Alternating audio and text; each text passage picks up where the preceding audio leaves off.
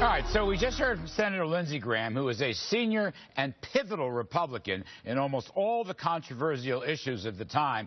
Here now to react to Mr. Graham's positions, we have former Republican House Majority Leader Dick Armey and ace political reporter, CNBC contributor Robert Costa of the National Review. Dick Armey, welcome back. You heard Lindsey Graham basically really disagree with Senator Rand Paul. Mr. Graham supports the NSA surveillance. Where do you come out on this, Dick? Well, there's no doubt that Rand Paul has it correct. Even when I was there, when we were working on the Patriot Act, we were alarmed and worried about any administration running amok in violation of the privacy rights of the American citizens. This administration is proving that they will do it on several fronts at the same time.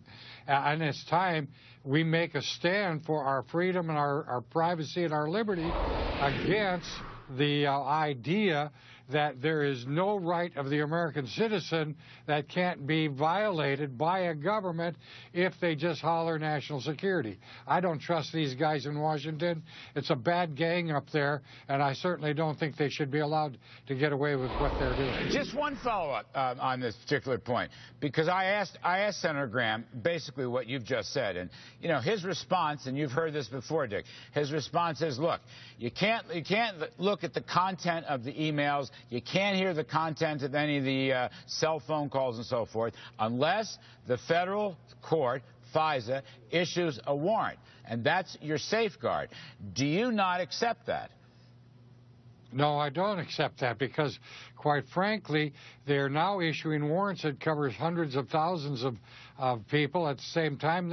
We fought this war over carnivore and the intrusion against our email rights in the Patriot Act. It was a bitter fight, and one of the things that I saw in that was the lust of the Justice Department to have a blank slate to go in and violate the privacy rights of the American people.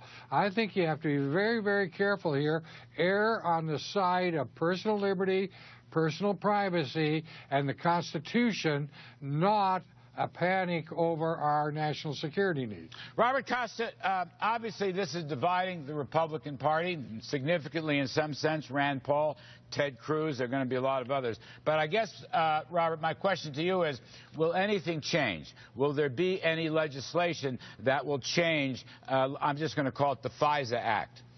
General Keith Alexander, the NSA chief, I think his Senate testimony today is a real microcosm of the congressional divide over this issue. You saw a lot of Democrats today, Barbara Mikulski, Jeff Merkley. They were asking tough questions about the safeguards for privacy, safeguards about these surveillance programs. Republicans were asking the same questions.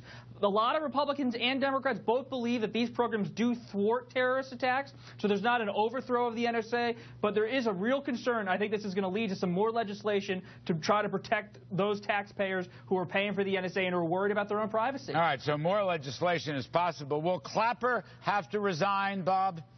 Clapper is really going to be under fire. You saw Keith Alexander today. He was getting tough questions. But Clapper, the question for him is, did he lie to Congress? Did he tell Congress the truth about these programs? That's where the real anger is in Congress. Not so much at the NSA as a bureaucracy, but about Clapper, DNI, whether they were telling them the story. Yeah, he made terrible, terrible mistakes in that hearing. Dick Armey, let's go to immigration. That splits the Congress. It splits the Republican Party, too. You heard Senator Graham talk about the issues of border security versus legalization. Where do you come out on that? Well, first of all, we have to deal with this issue, and the Republicans have to catch up with the issue. They've done themselves so much harm on that. We've got good leadership with people like Marco Rubio and Jeff Flake from Arizona with good conservative credentials. And if, in fact, they can make the Democrats stand and deliver on border security, if, in fact, it increases costs, then go cut costs someplace else. There are many trivial ways in the budget to cut low-priority nonsense in order to fund the necessary business of making our borders secure. Right. After the borders are secure, this nation should be able to move forward on this issue, and it must do so. Robert Costa, as I see it, and Dick said it, after the borders are secure, then we can get through into the legalization and the English-speaking and all the other hoops. But it just sounds like the Democrats at the end are going to walk out on this, that they want legalization first, Robert, and border security mañana. My question to you is a very simple one. Can immigration reform even pass the Senate? I think 60 votes are there right now in the Senate to pass immigration reform. But here's why Democrats may cave on border security. They may give in to the Republicans because they don't want 60 votes. They want 70 votes because they're going to need to get to that 70-vote threshold in the Senate if the House Republicans are going to have any kind of pressure to pass immigration reform. Boy, that's a very interesting point. All right, Dick Armey, last one for you. Not much is going on the fiscal front, as Senator Graham suggested. They met yesterday in the White House. Basically, nothing happened. He did talk about a flat tax or flat tax reform, Dick Armey, so that's something. Well, that is, in fact, the correct answer. Has been ever since Hall and Rabushka created the flat tax in '64. But you have to understand about this Obama crowd. Numbers hurt their heads, and they're not going to be able to work it out very well. They have no will to do so, and it's going to be a difficult thing.